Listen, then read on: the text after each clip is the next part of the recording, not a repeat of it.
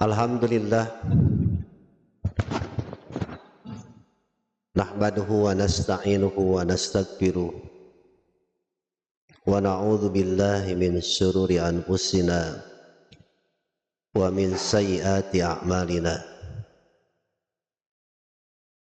May yahdihillahu fala mudhillalah wa may yudlil fala hadiyalah. Asyhadu an la ilaha illallah wahdahu la syarikalah wa asyhadu anna Muhammadan abduhu wa rasuluh. Amma ba'du.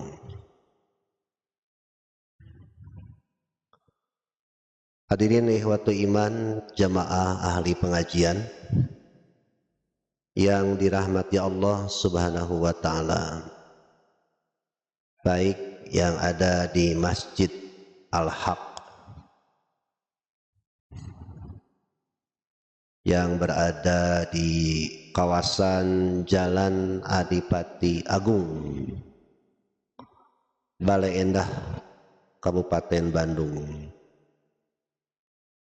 maupun jamaah yang ikut ngaji di rumah melalui YouTube dan Facebook Dialog Islam.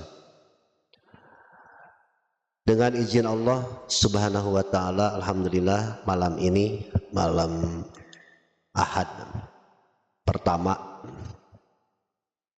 di bulan Zulqa'dah, tanggal 6 Zulqa'dah tahun 1446 Hijriah,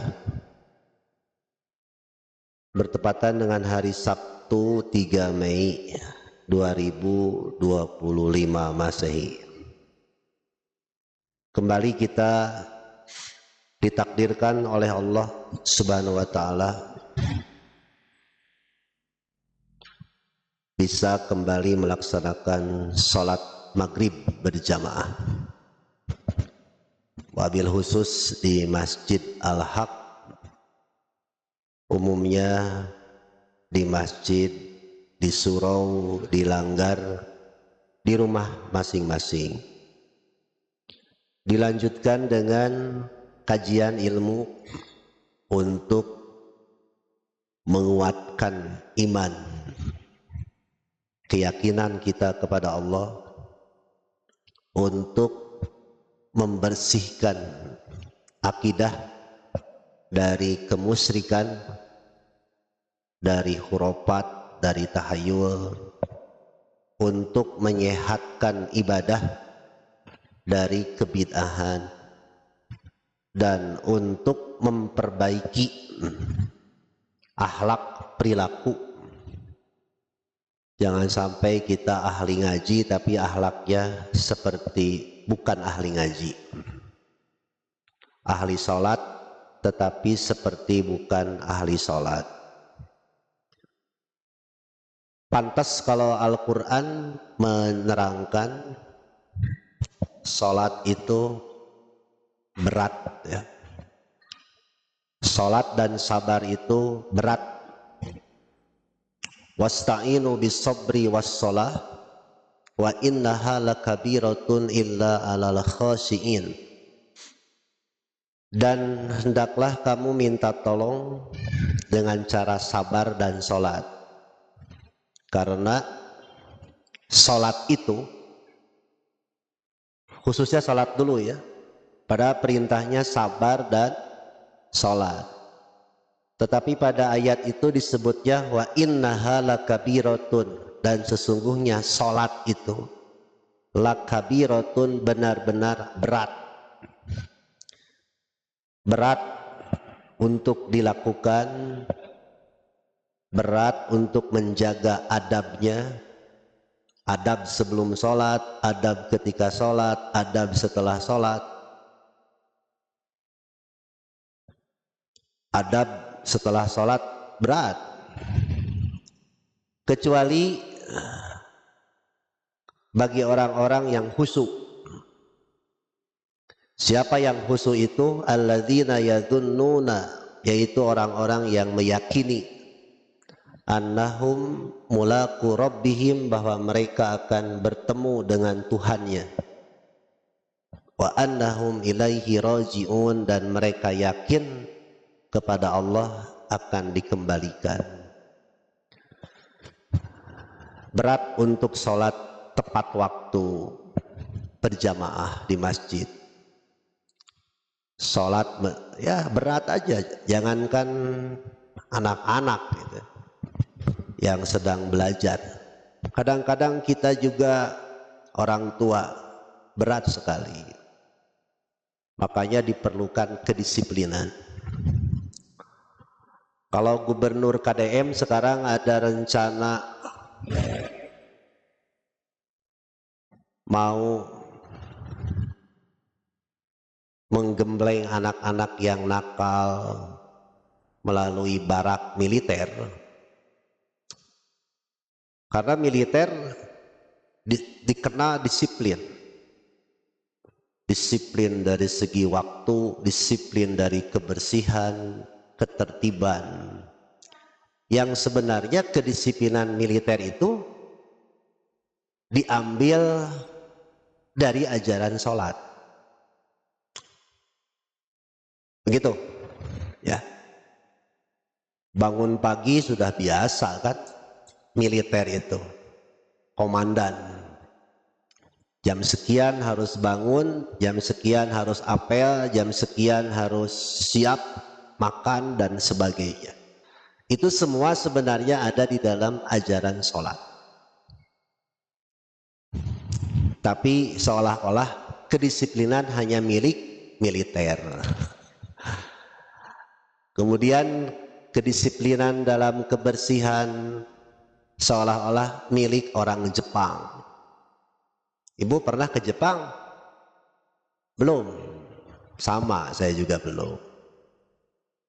Rata-rata orang Jepang itu sudah biasa disiplin kebersihan, sopan santun, padahal mereka bukan negara Islam. Nah, padahal mereka bukan negara Islam. Mereka disiplin waktu, bersih dan sebagainya, termasuk menghargai orang, bukan karena takut dengan hukuman, tapi memang sudah jadi kebiasaan. Makanya alhamdulillah saya ditugaskan di sini oleh DKM untuk membahas ruang lingkup tentang sholat. Ya diingatkanlah, diingatkan terus. Saya sendiri jadi terpacu, termotivasi.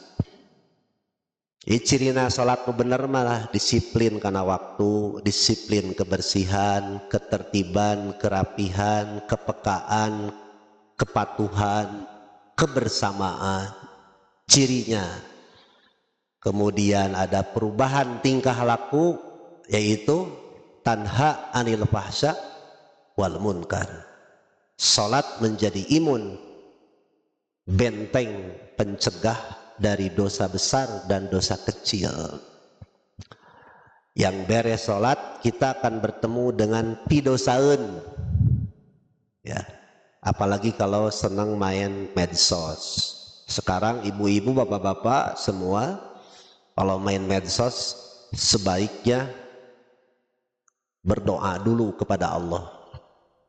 Sebab pi surgaeun aya seueur, pi narakaeun balatak. Laras temu?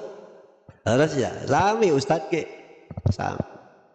Tinu mimiti nu cager, tinu edan aya. Ya. Nah. Makanya sabarlah.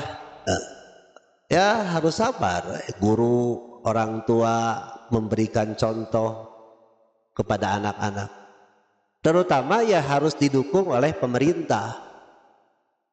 Disiplin itu harus dicontohi oleh figur pemerintah, pemimpin, orang tua, guru, ustadz, kiai, harus memberikan contoh. Nah itu, sehingga anak-anak pun melihat. Gitu ya Bu ya.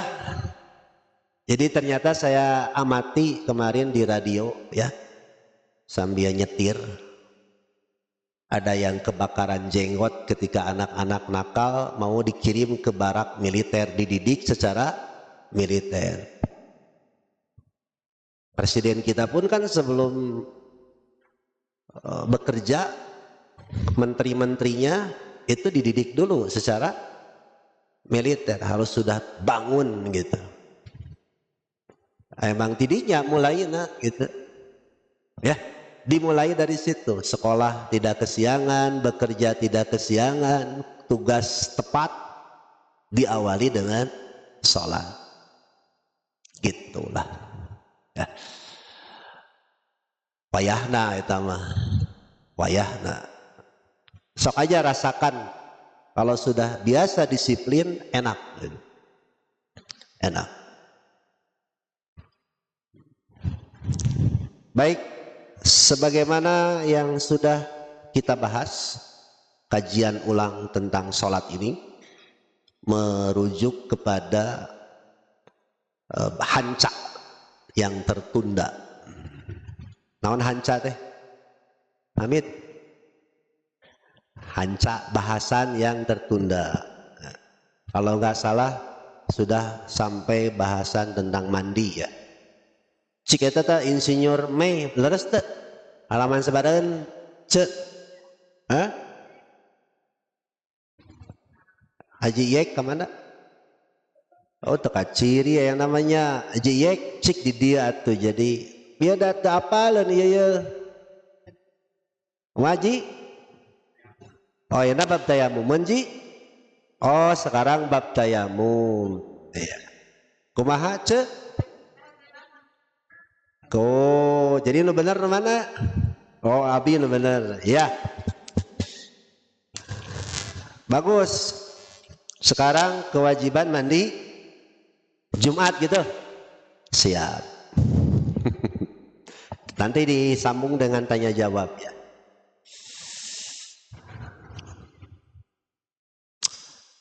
Kewajiban mandi Jumat. Ah, ini. Mandi Jumat. Untuk warga Persis, Persistri, geus teu aneh. Tidak aneh soal mandi itu. Persis mah urusan dalil, Quran Sunnah. Maaf ya, bukan sombong. Nomor hiji. Nomor satu. Kalau rada doib saeutik, wah, naon doib cenah gitu. Itu sudah jadi rahasia umum. Bahkan ada sebuah pesantren di lingkungan, maaf ya, ahli bid'ah. Anak-anaknya disekolahkan ke pesantren Persis, sebelum disekolahkan dibikin perjanjian dulu. Di sini akan diajarkan sholat tanpa usoli, tanpa melafadzkan niat. Kata orang tuanya, silahkan. Makanya saya sekolahkan anak ke sini juga ingin benar. Oh bagus itu. Bahkan di sini pun ada jamaah yang baru tahu cara-cara sholat yang benar. Karena memang jarang dibahas. Urusan fikih, perbedaan pendapat pasti ada. Pasti ada. Tapi yang jelas lihat dulu dalilnya. Lihat dulu dalil. Jadi gerakan dari awal sampai akhir, kenapa berdiri begini, kenapa ngangkat tangan begini, terapat. Kalau ngangkat tangan ketika takbir kan kieu Bu, tapi kalau sujud rapat.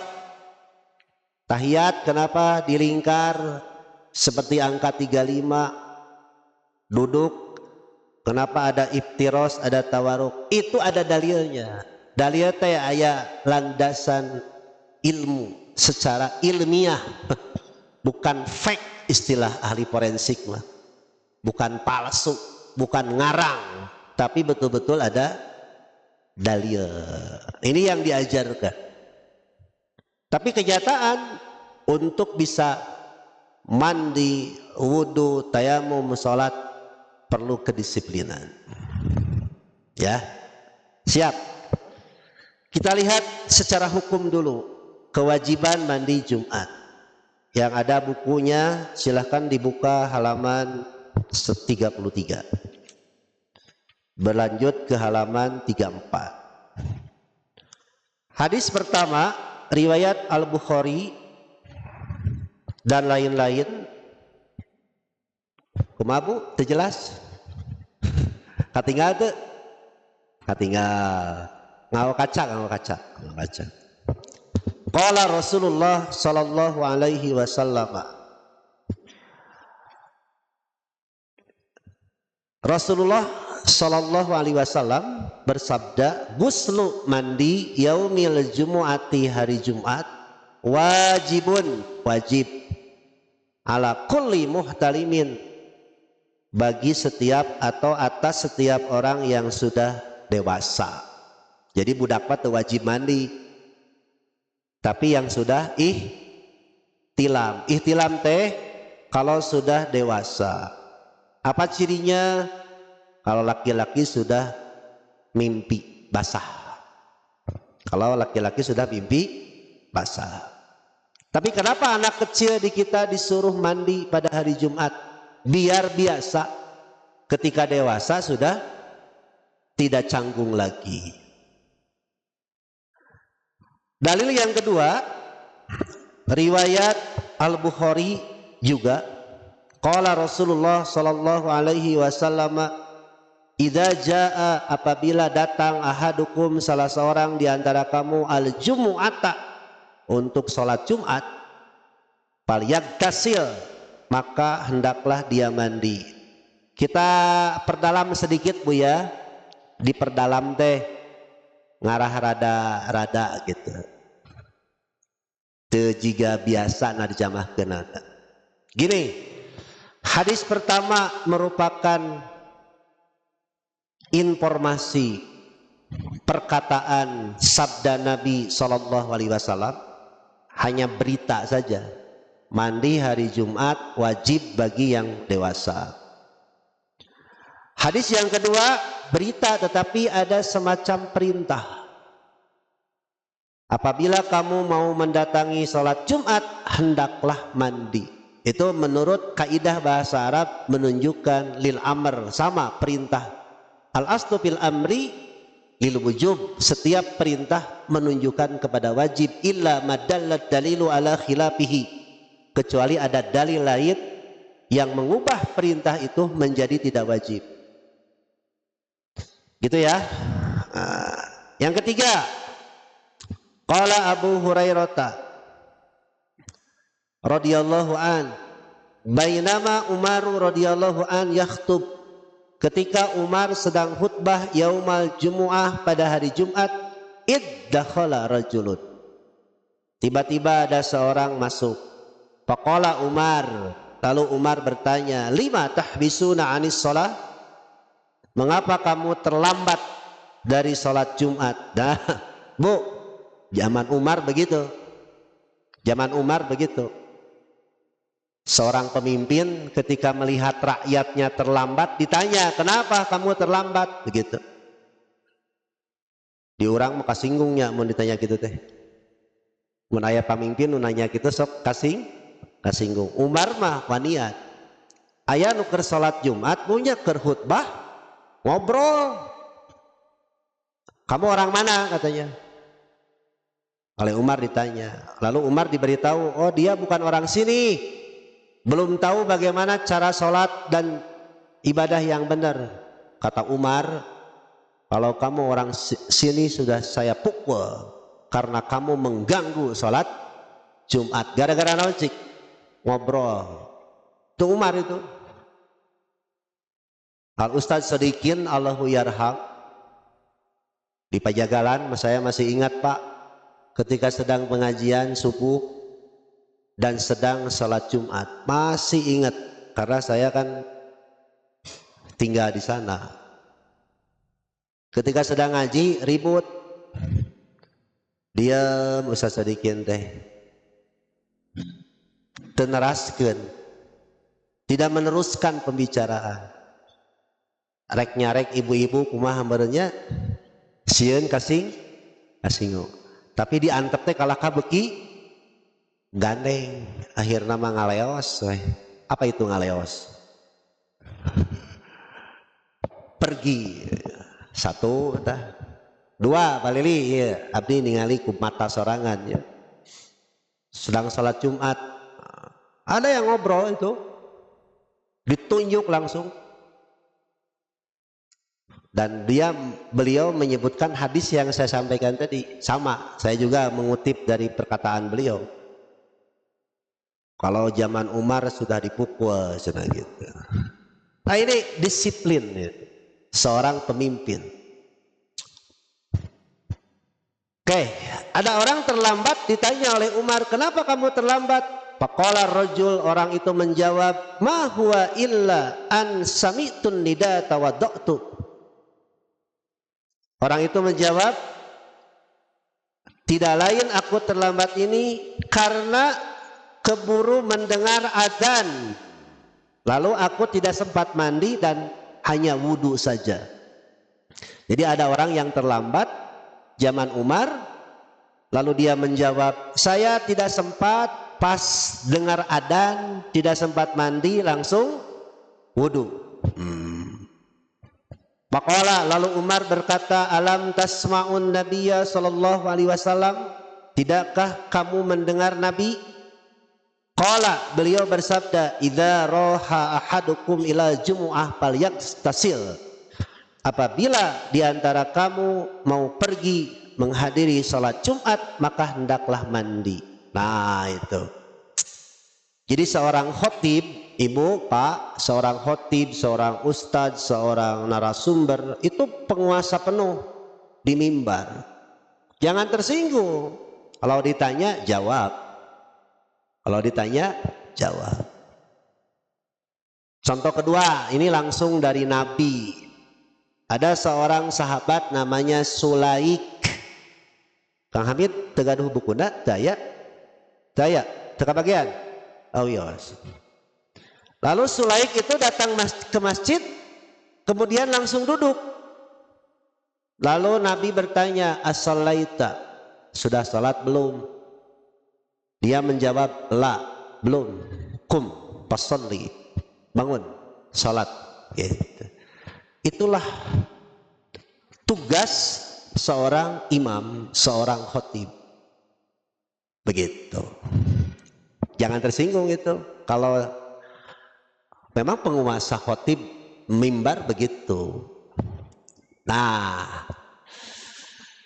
terakhir hadis yang keempat, tadi hadis yang ketiga riwayat Bukhari, yang keempat riwayat Bukhari juga. Qala Rasulullah sallallahu alaihi wasallam, al-ghuslu yaumal jumu'ah wajibun ala kulli muhtalim.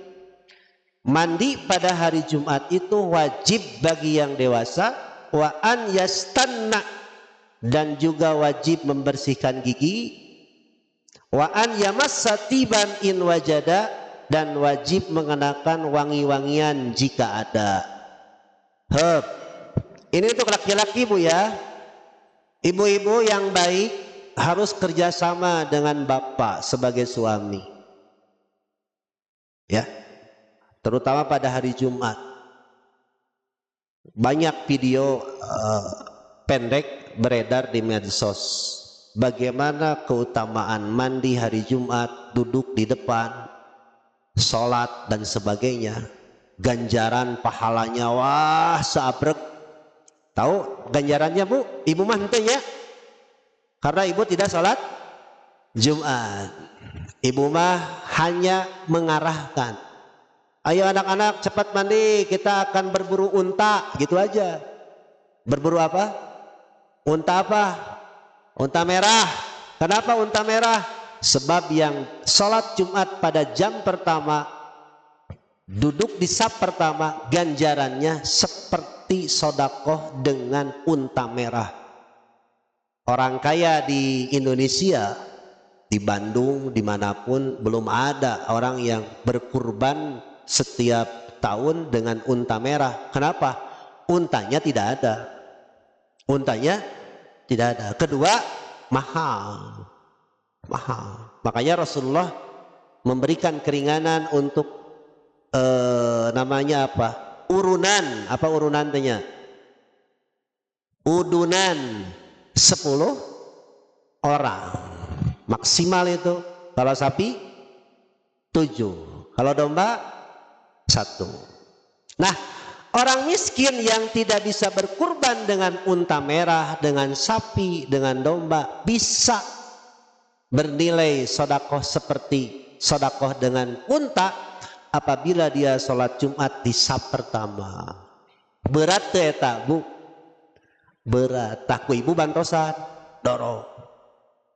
Bapak-bapakna sarua nyontoan, ieu mah jang mandi jang, bapakna kieu naon udse mandi jang puru ari bapak can ibak bapak mah engke gitu.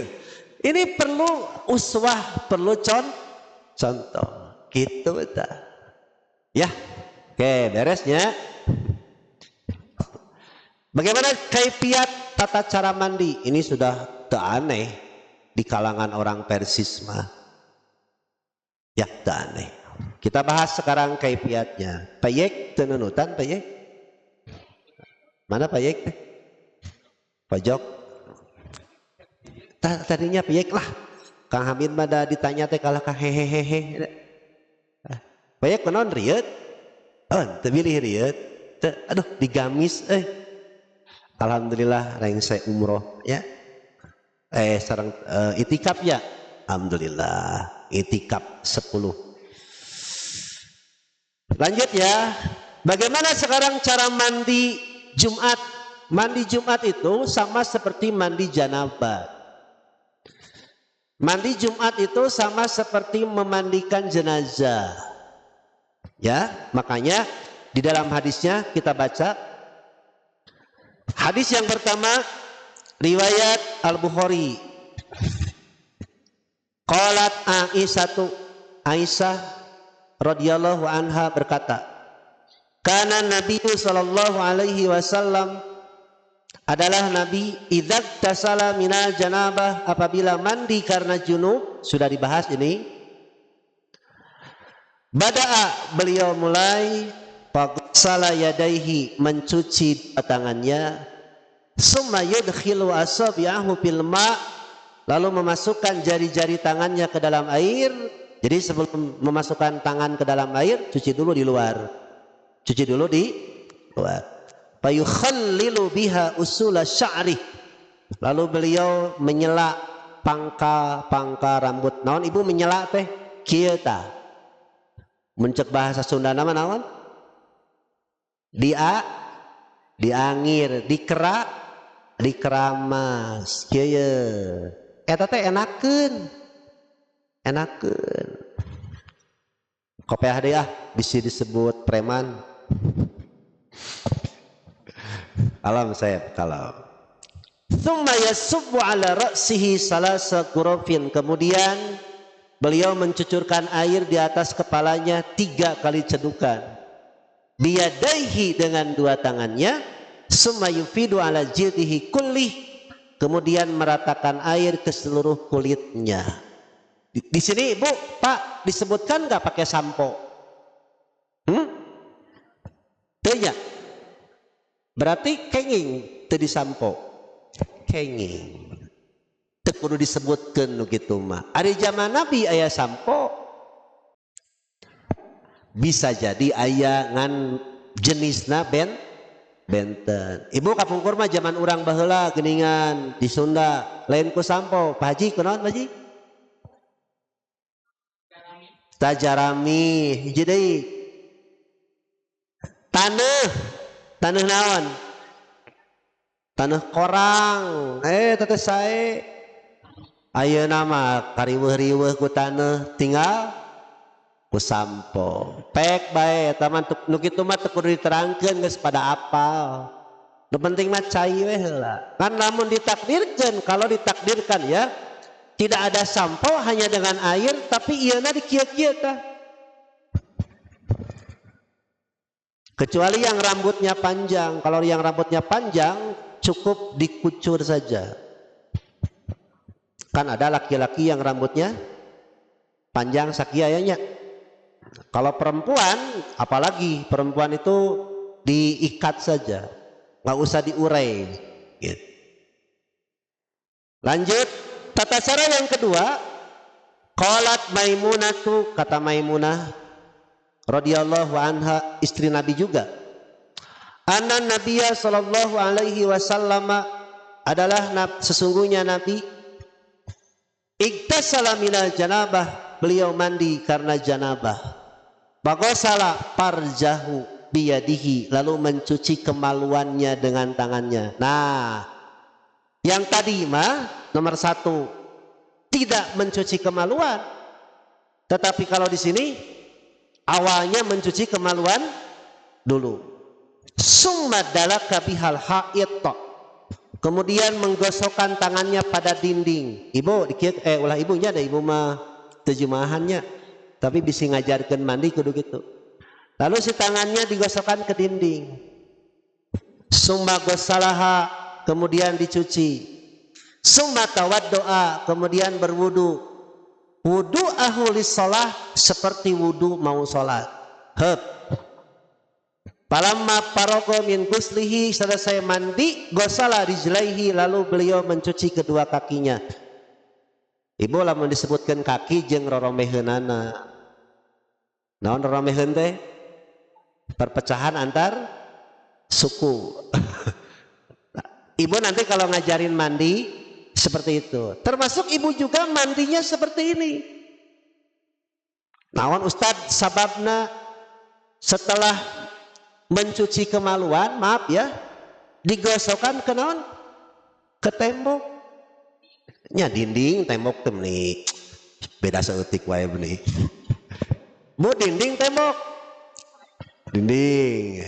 Naon cik sababna? Sebab di dalam dinding itu ada debu. Yang debu itu bisa menetralkan kotoran. Puntennya ibu-ibu yang pakai rok jilbab yang panjang, terus si jilbabnya itu ngagapui, naon ngagapui itu menyapu naon, jalan terbawa oleh kain, itu secara otomatis membersihkan najis, membersihkan. Jadi tidak perlu disingsatkan. Apa itu disingsatkan? Tidak perlu gitu. Ya, katanya kan Ustadz ada najis yang terbawa oleh angin. Justru fungsi tanah di situ. Tanah itu menetralisir, membersihkan najis. Di orang banyak skincare, tahu skincare? Naon skincare teh? Perawatan kulit dan wajah.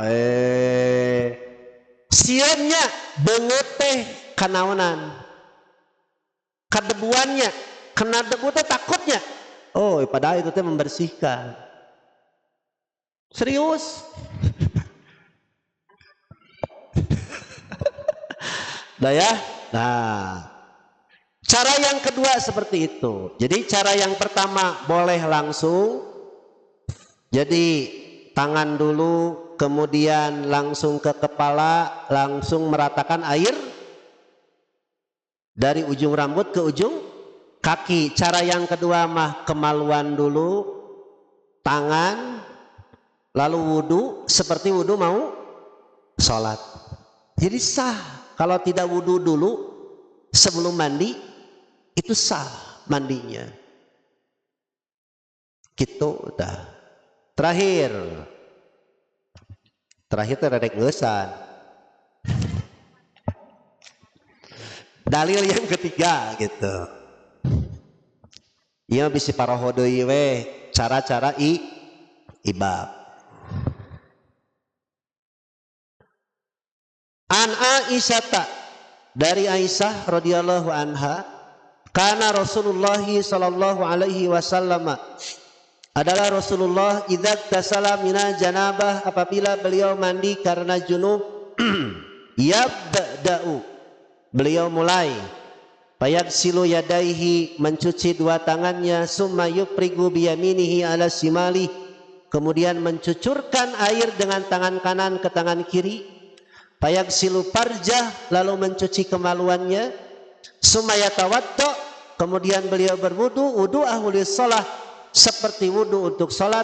Summa ya'khudul ma, kemudian beliau mengambil air, fayudkhilu asabi'ahu fi usuli sya'ri, kemudian beliau memasukkan jari-jarinya ke pangkal-pangkal rambut alias dikura, mas hatta idza ra'a, sehingga ketika beliau sudah merasa yakin qadistabro'a, sudah yakin merasa sudah bersih, hapana ala ra'sihi salasa hapnatin, kemudian dia mencucurkan ke atas kepala 3 kali. Summa afado ala sa'iri jasadihi, kemudian menyiramkan air ke seluruh badannya. Summa gosala rijlaihi, kemudian mencuci kakinya. Plus rorom, di dia disebutkan ter rorom eheuh. Nah, disebutkan teh henteu teu kudu diterangkeun ya geus apa sapaket. Terakhir, hayo terakhir. Untuk perempuan mandi janabat boleh tidak membuka sanggul. Naon sanggul teh? Gelung. Kan tidak boleh katanya Ustaz pakai gelung. Tidak boleh itu disambung. Kalau menyambung rambut pendek supaya panjang ditambah gelung itu haram. Tapi kalau rambutnya panjang kemudian disanggul tidak haram. Nah, bagi perempuan yang rambutnya panjang tak usah dibuka. Baik, apa dalilnya? Ummu Salamah, masih istri Nabi radhiyallahu anha, pernah bertanya, qultu ya Rasulullah, aku pernah bertanya, wahai Rasulullah, inni imra'atun asyaddu tafri sya'ri ra'si. Nah, sesungguhnya aku ini seorang perempuan yang suka menyambur rambut kepala saya karena panjang. Ibu kenging teh istri dibotakan? Kenging lamun seueur kutuan. Bolehkah model rambutnya seperti laki-laki? Teu kenging. Teu kenging kujung boleh. Nggak boleh menyerupai, nggak boleh. Tapi ibu sebelum dipotong rambut nanya dulu ke suami, Pah, kalau mamah nyebat gak? Mamah atau mami atau mom? Pap, kalau mami mau potong rambut model gini gimana kira-kira? Nah, kalau kata suami ibu, jangan ibu, jelek, nurut. Kan kebanyakan apa? Apa bu? Iya, iya makan untuk menarik suami bukan menarik saya. Ya, nah gitu. Jadi perempuan kalau ada penyakit dalam kepalanya boleh itu dibotakan sebagai obat perawatan boleh. Tapi kalau sengaja tanpa obat tanpa sebab dibotakan nggak boleh. Apalagi menjadi tanda ciri orang-orang yang nggak baik. Lanjut. Kata Ummu Salamah, apaan kuduhu lil haidah wal janabah? Apakah saya harus mengurai rambut itu kalau saya mau mandi karena haid, mandi karena janabah? Qala, Nabi menjawab, la, tidak perlu. Innama yakfiki an tahussiya ala ra'siki. Harusnya ra'siki ya, bukan ra'sika itu, salah cetak. Tidak usah dibuka sanggulnya, tetapi cukup kamu menuangkan air di atas kepalamu salasa hasayat 3 kali cedukan. Jadi kia punya 3 kali weh guyur. Diguyur. Teu kudu dikia-kia. Asa diguyur weh. Summa tapi dina alaikil ma patat hurin. Kemudian kamu siramkan air di atas badanmu. Itu sudah cukup bersih. Nah, teribetnya, teribet. Di dia disebutkan sampo. Hanya cukup air. Berapa kali? 3. Wah, orang Bandung mah, orang Indonesia, China teh, kadang-kadang sapak ge, kadang-kadang kirang ya pada cek Nabi mah tilu dasar boros cai tah sok aya penyakit di kita itu penyakit apa was naon was teh merasa tidak bersih itu penyakit hadisnya doib sih nama setan yang suka membisikkan ketika mandi bersih tidak sehingga menghabiskan air berkubik-kubik nama setannya adalah walhan. Naon namina bu? Ibu lamun nuju ibak di pantai betah tuh betah hoream hanjatnya naon hanjat teh naik orang ketika sedang ngusep di balong anteng tuh pangaruh cai itu teh pangaruh cai. Saya kemarin bu main ke Pulau Bidadari di Pulau Seribu Jakarta ngaji bari ulin malam-malam ieu mah ngarah tetunduh we ieu mah dari ngaji daya heureuyan masuk tunduh ngadongeng saeutiknya eta cai laut jiga kieu tah naon kieu teh ngagupaya eta sim kuring ampir-ampiran ngadeuketan tuluy cai teh pasang naik gitu bawaan cai mah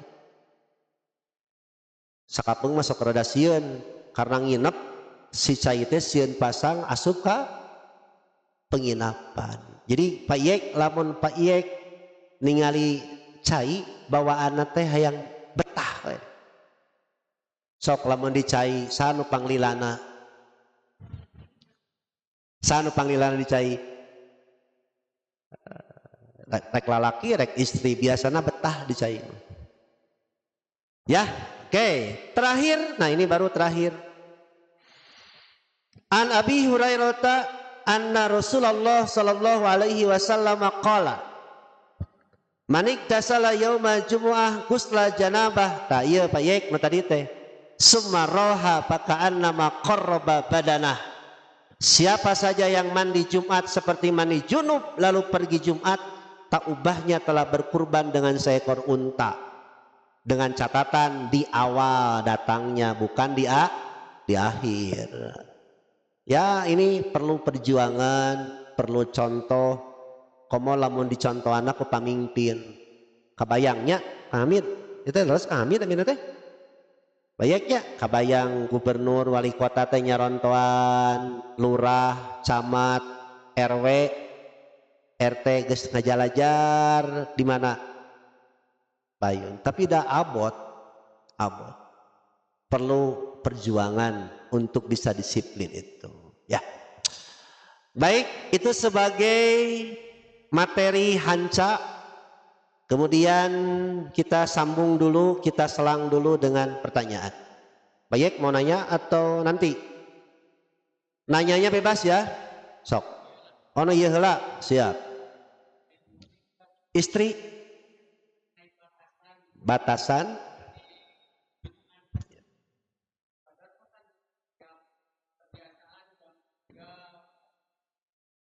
baik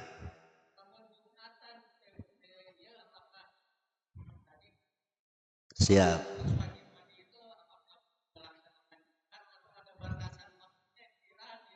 siap pinter sengaja saya tidak membahas waktu biar ada pertanyaan ternyata ditanyakan kalau kita mencermati sabda Nabi guslu yaumil jumu'ah mandi hari Jumat yang disebut hari Jumat itu menurut Ibnu Hajar al Asqalani wa anna asharul aqwal bi annal murada bahwa yang dimaksud dengan hari itu adalah setelah sholat subuh.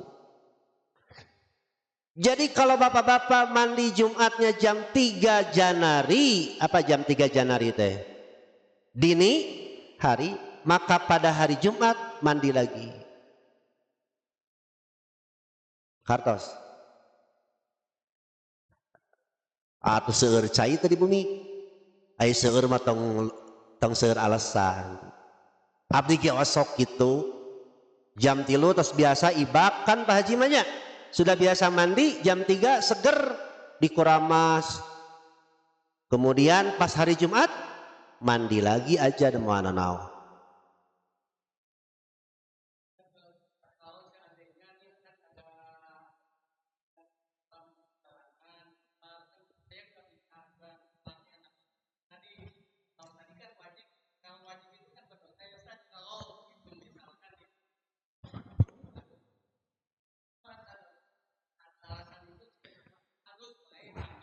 Kalau sapar itu ada rukhsah.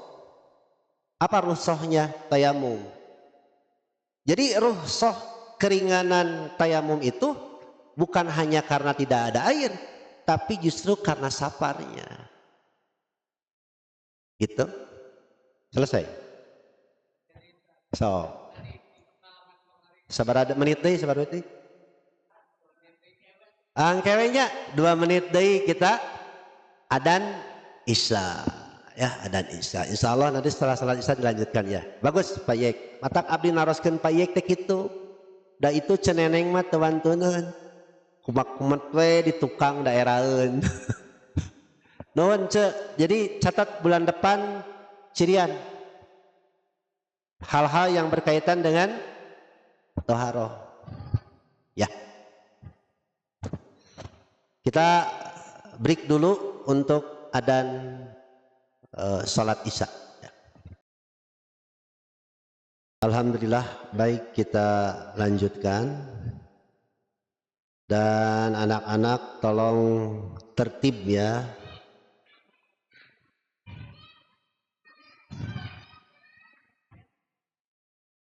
Ya, Pak Yek dulu.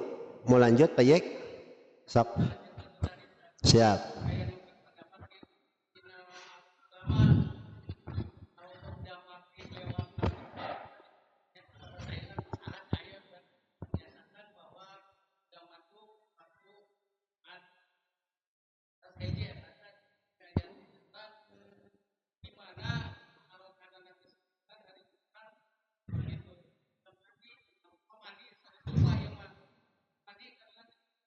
Ya.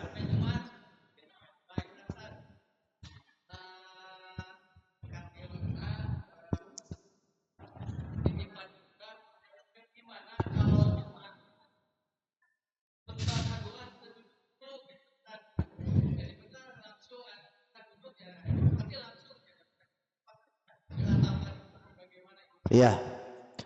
Pertanyaan pertama, perpindahan hari di dalam kalender Islam itu dimulai dari terbenam matahari. Tadi setelah terbenam matahari kita sudah masuk Ahad malam. Di kita mati balik suka disebut malam Ahad. Malam Minggu atuh. Padahal yang benar Minggu malam. Nah, perpindahan hari itu dimulai setelah terbenam matahari. Disebut malam. Yang disebut hari itu ada malam, ada siang. Ya, gitu ya. Jadi ketika perpindahan waktunya disebut malam, tapi harinya setelah subuh. Gitu. Kartos. Nah, di dalam hadisnya Guslu yaumi Jumat, mandi hari Jumat, bukan mandi Jumat malam.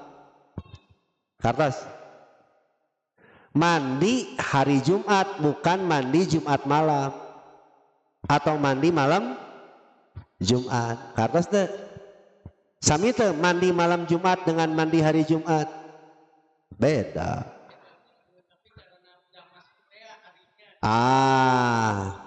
Kembali lagi kepada definisi hari. Yang disebut hari, kata catatan Ibnu Hajar al-Asqalani adalah setelah subuh. Ya. Dua, bagaimana kalau sholat Jumat tidak sempat mandi? Apakah sholatnya sah? Sah. Tapi beres Jumatan mandi lagi. Tadi hadisnya yang disampaikan oleh Umar bin Khattab, ada seorang yang terlambat karena kesibukan dan lain-lain sehingga tidak sempat mandi, akhirnya dia wudhu saja. Gitu. Yang ketiga, hilap deui. Bagaimana kalau sedang khutbah Jumat kedua tidak duduk dulu tapi langsung khutbah dua, sah khutbah Jumatnya meskipun ada yang ditinggalkan. Pertanyaan saya sebaliknya, kenapa tidak duduk? Gitu ya. Apa alasannya? Apakah sengaja atau lupa? Kalau udah 2 kali tegur. Baik.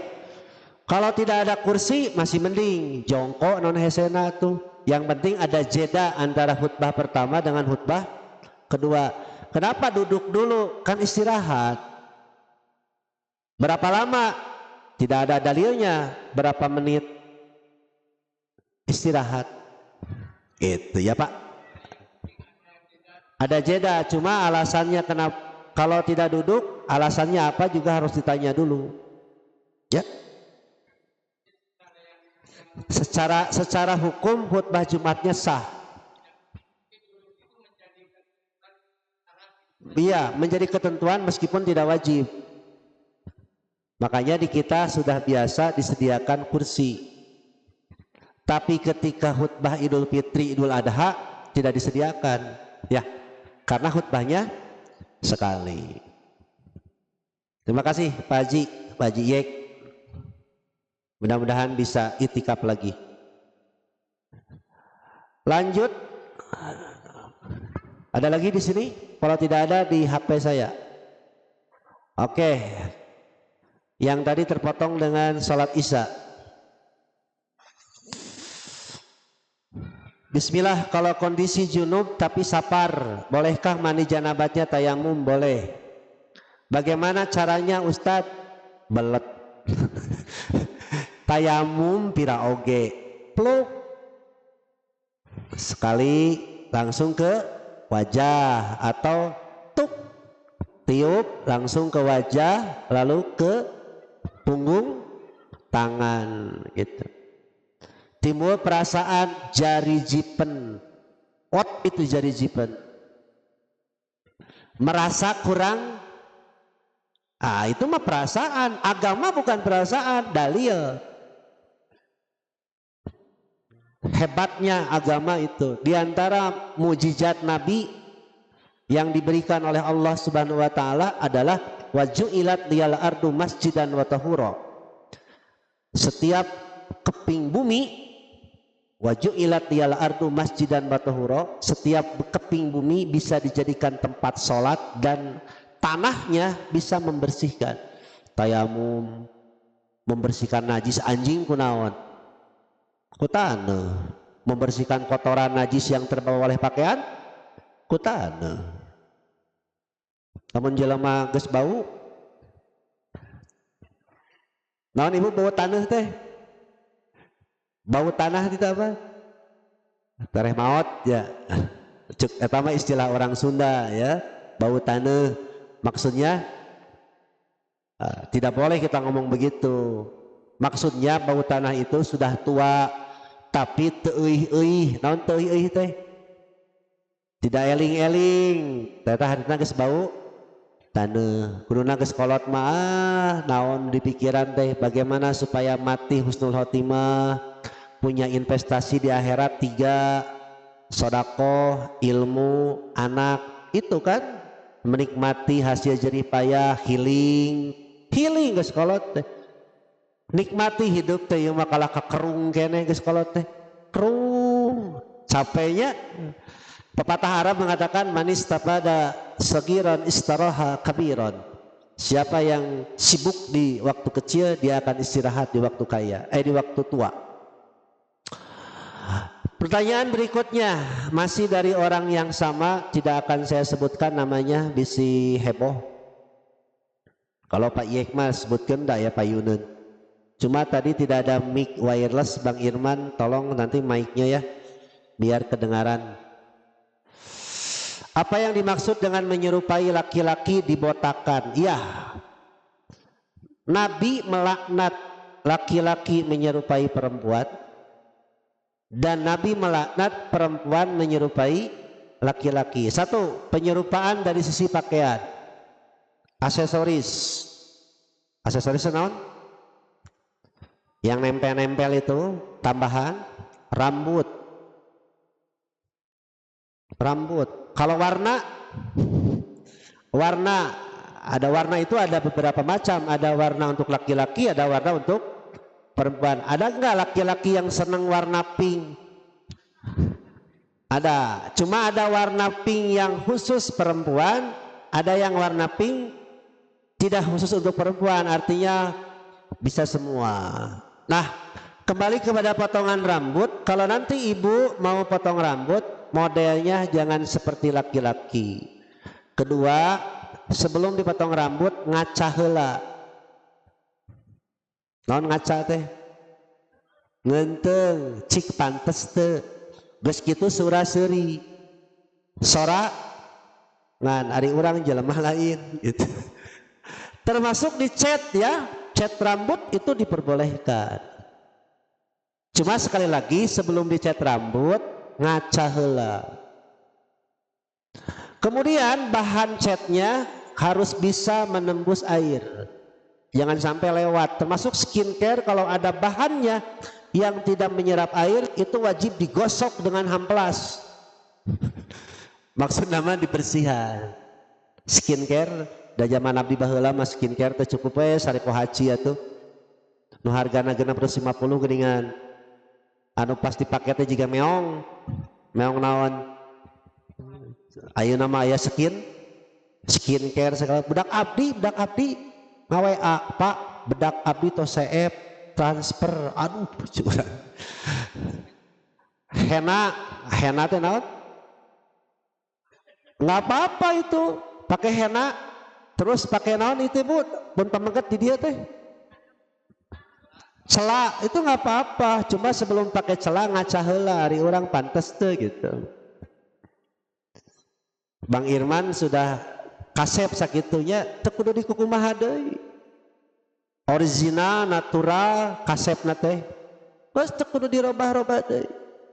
Dan sok ka salon mah nu teu kasep dan sok nu ka salon mas nu teu geulis, nu geulis mah tara kudu ka salon kecuali perawatan.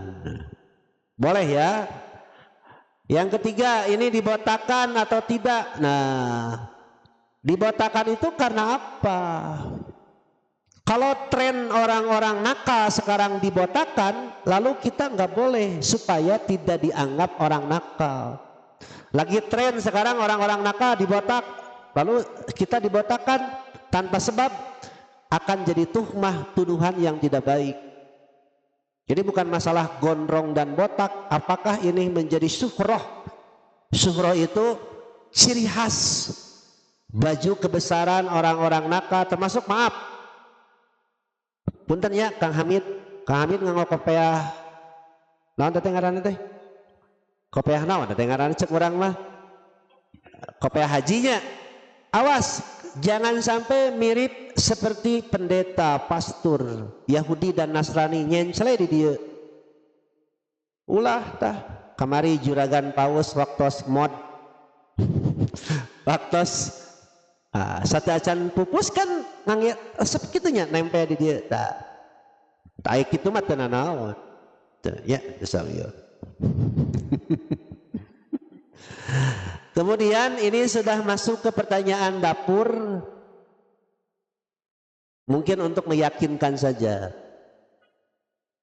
tentang sapar. Belum saya jawab, mudah-mudahan beliau menyimak di rumah ya, di Sarijadi. Pertanyaannya, maaf Ustadz, hadis tentang jarak boleh menjamak qosor sholat dengan jarak 3 mil atau 5 sampai 6 kilo. Madinah Zulhulaifah. Tuh, dari Madinah ke Zulhulaifah itu kurang lebih 6 kilo. Dan Nabi mengqosor salat. Apakah hadisnya riwayatnya panjang bergabung dengan bab-bab yang lain? Apakah hadis yang dicantumkan dalam buku Al-Hidayah yang disusun oleh Kiai Haji Aceh Zakaria Allahu Yarham memang pendek seperti itu adanya? Atau memang hadisnya potongan dari hadis yang panjang, cuma dipotong sesuai dengan kebutuhan bab itu? Ya, ada yang panjang, ada yang pendek. Tapi para ulama, nah ini pintarnya para ulama, kalau kita membaca hadis udah aja lempeng, terjemah lempeng aja. Kalau para ulama dilihat dari segi ilmu, dilihat dari segi toharoh, dilihat dari segi pendidikan, itu tercakup semuanya. Itulah kehebatan para ulama. Pentingnya belajar hadis kepada guru. Nah, hadis tentang jamak qasar ada yang disebut dengan wajhul istidlal, segi pengambilan dalil, yang ternyata Nabi pernah menjamak qasar dalam waktu atau jarak 3 mil, kurang lebih 6 kilo. Itu sudah cukup. Sudah cukup boleh jamak qasar. Meskipun menurut perasaan asa naon? Asa dekat. Nah itu. Mudah-mudahan beliau menyimak ya. Gitu. Mungkin ada bantahan. Karena ada yang berpendapat katanya, ini dilanjutkan pertanyaannya. Kenapa Rasulullah mengqasar salat 2 rakaat di waktu asar? Karena mau melanjutkan perjalanan ke Mekah. Oh, itu bukan dalil, itu ngarang namanya. Begini ya, Nabi itu perjalanannya tidak selamanya ke Madinah, ke Mekah. Tidak selamanya ke Mekah. Perjalanan Nabi itu terutama perjalanan perang. Nabi tidak akan keluar rumah kecuali haji, umroh, dan perang. Healing nggak ada, karena belum waktunya healing zaman Nabi itu. Jadi Nabi itu keluar rumah perjalanan hanya 2, haji, umroh, dan perang. Nah, dalam perjalanan itu ternyata Nabi singgah di rest area kalau sekarang. Nah, terlepas dari singgah atau tidak, ternyata hadis yang menerangkan tentang jamak qasar minimal 6 kilo. Haji dari Balai Endah sini ke Bandung ada 6 kilo lebih ya. Udah jamak qasar. Saya dari Buah Batu sekarang, kalau dulu dari Rancamanyar City, Rancamatan City dari Rancamanyar ke sini dulu saya nggak pernah jamak qasar karena jaraknya juga dekat. Aya 6 kilo tidak kayak Rancamanyar. Wah, tong nyebut kilo teuing atuh. Ya tinggal lihat map lah. Saya nggak pernah jamak qasar dulu di Rancamanyar ke sini. Sekarang mah setiap ke sini dari rumah jamak qasar. Makanya tadi saya tidak salat Isya karena sudah di jamak takdim. Entengnya ibadah mah. Mudah-mudahan di Sarijadi menyimak. Lanjut ke YouTube. Ustadz tanya, khutbah Jumat katanya tidak boleh dengan duda. Kira-kira orang baca kede bisa salah nempo. Katanya khutbah Jumat nggak boleh duda. Wah, iya mah nyindiran gubernur atau gubernur kita kan duda. Wah, nggak ada dalilnya khutbah Jumat nggak boleh sama duda. Wah, itu rasis itu. Non hubungan anak duda aja. Separupa wae. Gusti Nu Agung aya jamaah abdi menukaran itu ditanyakeunnya. Kreatif gitu. Terus beres sok di dieu ya. Sok ce tah kita boga kawani atuh. Asal lega enak Masjid Al-Haq teh nya. Asal lega. Kumaha ce?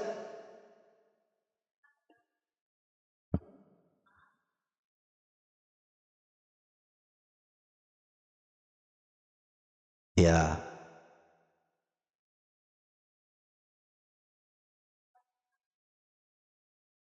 Ya.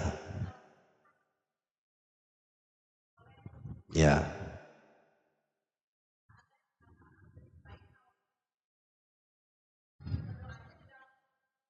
Ya. Berarti boleh ya. Ya.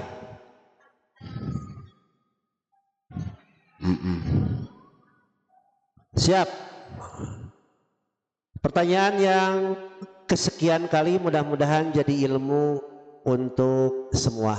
Bolehkah berdoa tambahan setelah sujud, setelah doa sujud menggunakan bahasa kita?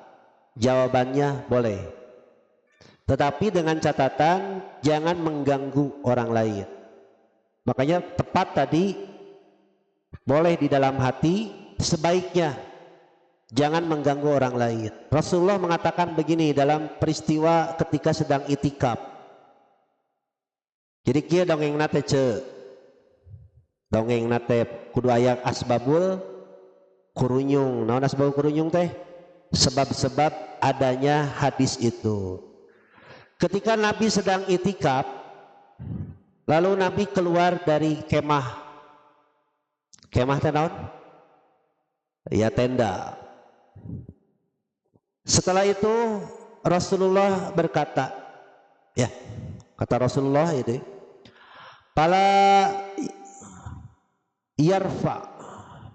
Fala yarfa'anna sautu ba'dikum ba'da. Janganlah suara kamu tinggi melebihi orang lain, sebab dia sedang berdoa kepada Allah. Dalam hadis yang kedua, ala inna kullakum munajin rabbah. Sesungguhnya kamu semua sedang bermunajat kepada Allah, sedang itikaf, sedang berdoa. Ada yang sedang sholat, ada yang sedang dzikir. Fala yu'dhiyanna ba'dukum ba'da. Janganlah mengganggu suara kamu kepada yang lain. Wala yarfa ba'dukum ala ba'din fil qira'ah bis shalah. Janganlah suara kamu meninggi dalam sholat, termasuk berdoa.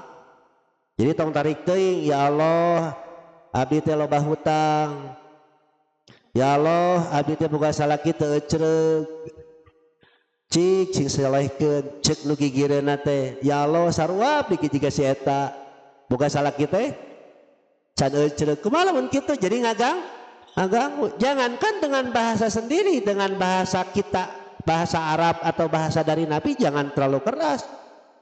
Tapi kalau di subhanaka Allahumma rabbana wa bihamdika Allahumma qili, taulah gitu.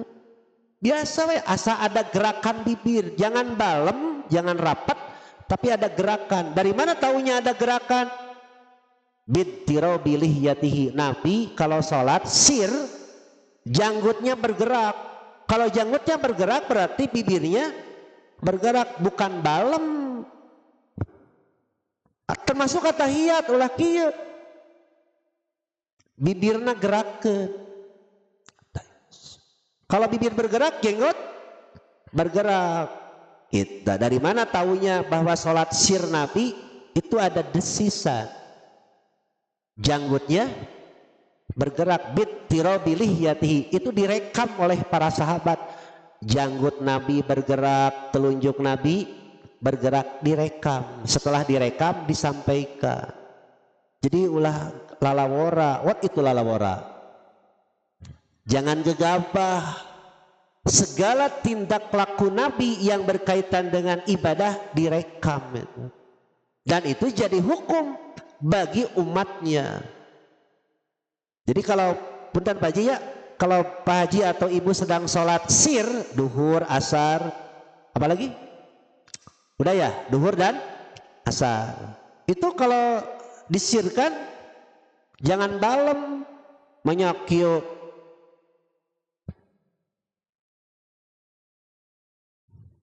Gitu. Ya, jangan balem. Kecuali tuna wicara tidak bisa bicara. Ulah balamnya, ulah balam. Gitu, ya. Jadi boleh pakai bahasa Indonesia, boleh. Kalau tambahan doanya ngantong tarik, jangan mengganggu pokoknya mah. Kata bapak ini, ya Allah saya sedang mengembara, rumah saya di Tasik. Mudah-mudahan orang balai endah nyararaah ke abdi. cek gigireuna teh abdi mah komo ya Allah abdi mah ti Medan ka dieu teh can boga usaha sarua jeung si eta nasib teh tak ulah nepi ka kitu nya ngaganggu teh. Cik sekarang sedang sholat nih ada yang baca Quran itu pun suaranya direndahkan. Makanya kenapa dalam sholat Jumat atau hari Jumat Nabi tidak menganjurkan baca Quran ketika ada di masjid, biar orang berkesempatan melaksanakan sholat sekenyangnya. Sholat apa namanya? Intidor menurut para ulama. Tidak ada syariat atau anjuran Nabi untuk baca Quran. Boleh tapi dengan catatan jangan mengganggu. Baca Quran saja kalau mengganggu orang sedang sholat tidak boleh, apalagi ngob, nah gitu ya. Oke, ya beres ya untuk Ece sok Bayek.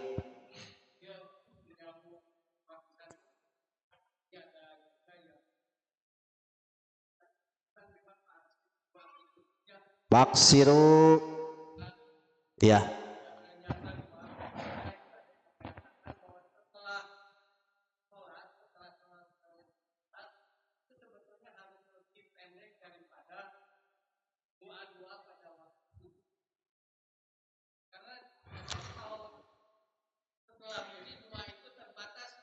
begini ya, berdoa selesai sholat itu tergantung kebutuhan. Bagi yang sudah menikmati masa tua, pekerjaan sudah tidak sibuk, apalagi sudah pensiun, nikmati. Begini ya, as-salatu lugotan ad-du'a'u. Salat secara bahasa disebut doa. Kenapa disebut doa? Sebelum wudu bismillah, setelah wudu ada doa, 2 kalimat syahadat, terus berdoa. Kemudian takbiratul ihram, doa iftitah. Dalam Al-Fatihah ada doa, ruku doa, sujud doa. Selesai salat pun berdoa, tapi disesuaikan dengan kebutuhan. Bukan panjang pendek mah urusan pribadi. Cuma Nabi mengajarkan kalau sedang jadi imam fal yukhaffif, ringankan. Jadi kalau Pak Haji nanti jadi imam, jangan mentang-mentang banyak kebutuhan lalu berdoa seenaknya, sujud lama gitu. Yang lain mau ke pasar, mau nagih hutang, mau dagangan, kebutuhan beda-beda. Nah setelah sholat juga begitu, ada yang doanya itu panjang, ada yang pendek, sesuai kebutuhan. Makanya disambung oleh Nabi, ada doa pagi, ada doa petang. Doa pagi itu jangan dibaca semuanya. Dalam buku yang disusun oleh Al-Ustadz Abdul Qadir itu kan panjang, dipilih aja sesuai kebutuhan. Mana nih yang mau kabeh dibaca, atau telat sekolah, telat digawe, telat kerja. Nah sesuaikan aja sesuai kebutuhan. Pagi ini, oh ternyata ada lagi siang, tidak sempat siang, sore, terakhir malam. Maksudnya dalam waktu sehari semalam 24 jam Nabi selalu melibatkan Allah dalam kehidupannya. Jangan lupa Allah. Meskipun kita ahli matematika, ahli ekonomi, ahli apa saja, lupa kepada Allah, lihat aja nanti akhirnya bagaimana. Libatkan Allah dalam segala hal. Itu yang disebut dengan yadkuru fi kulli ahyanihi. Nabi senantiasa zikir sepanjang hidupnya. Selama 24 jam dari bangun tidur sampai mau tidur, Nabi tidak pernah lupa kepada Allah.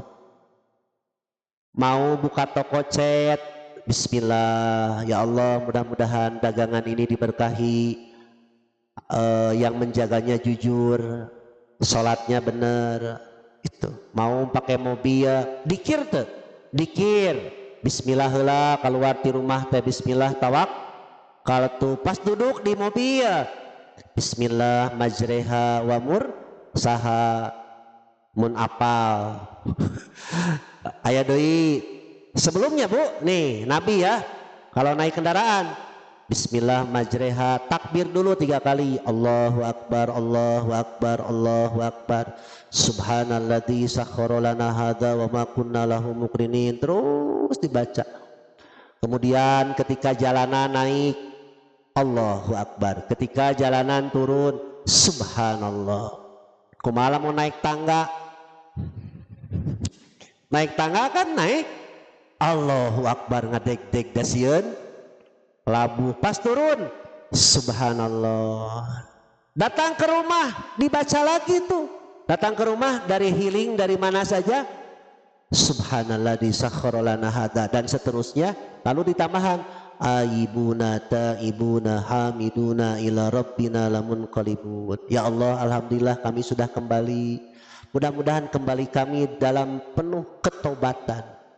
Kami kembali dalam keadaan tobat, kami kembali dalam keadaan memuji, dan kami akan kembali kepada Engkau. Itu dibaca lagi doa Subhanalladzi itu. Ketika mau makan geus teu aneh tama bismillah, mau minum bismillah, mau pakai baju doa teu make dalih bismillah, make baju mah sok ngarang alhamdulillahilladzi kasani hadza wa razaqani hadza min ghairi haulin wala kuatin. Ibu gaduh teh buku doa harian. Kalau tidak punya pakai HP, ada di HP. Kalau belum hafal dibaca we.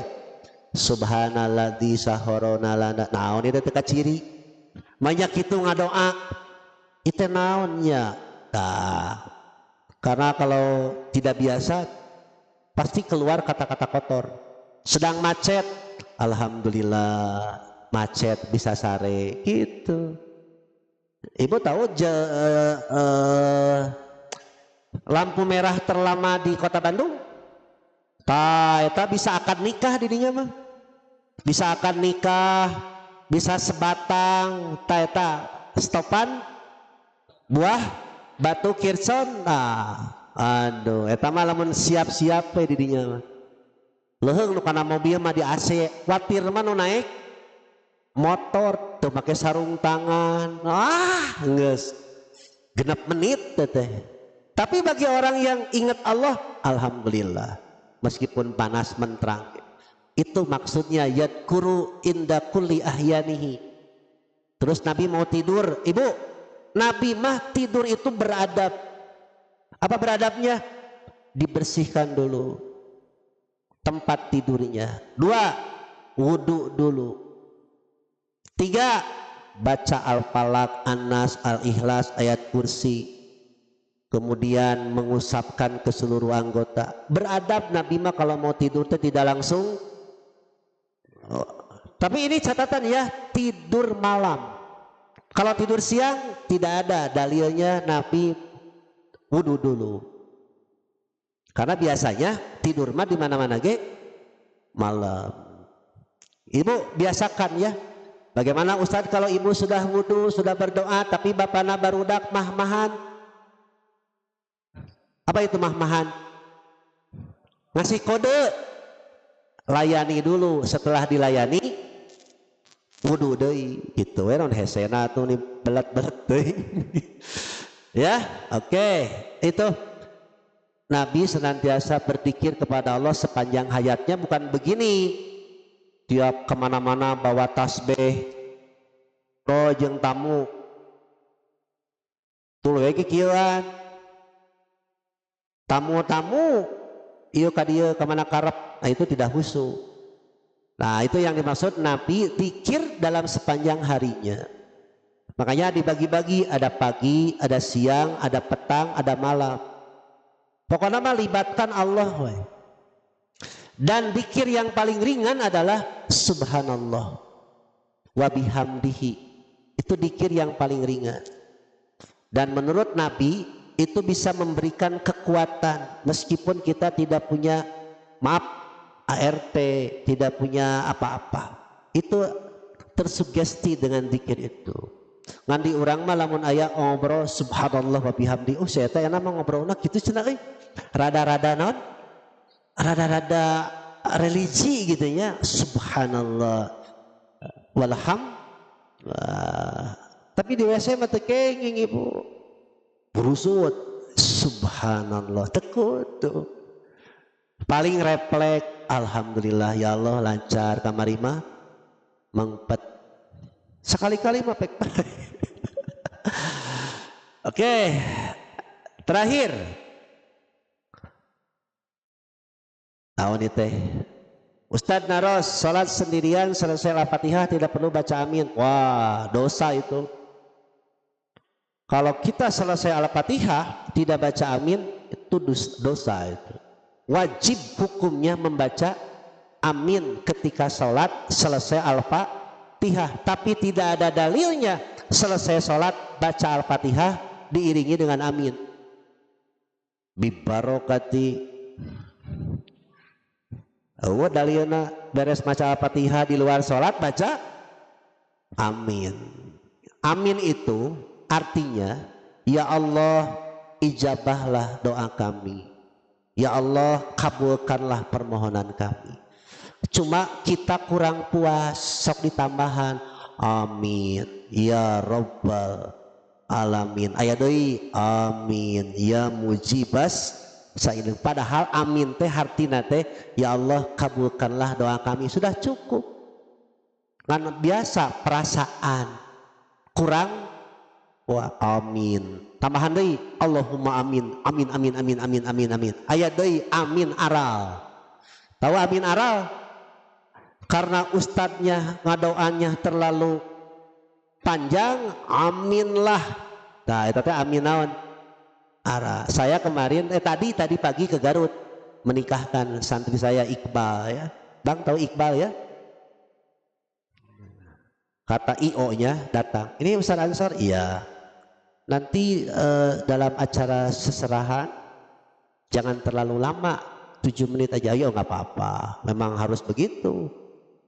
Nggak lama. Kalau khutbah nikah gimana? Kalau khutbah nikah mau bebas katanya. Tapi saya tahu diri. Jadi sekarang itu manusia sudah jenuh.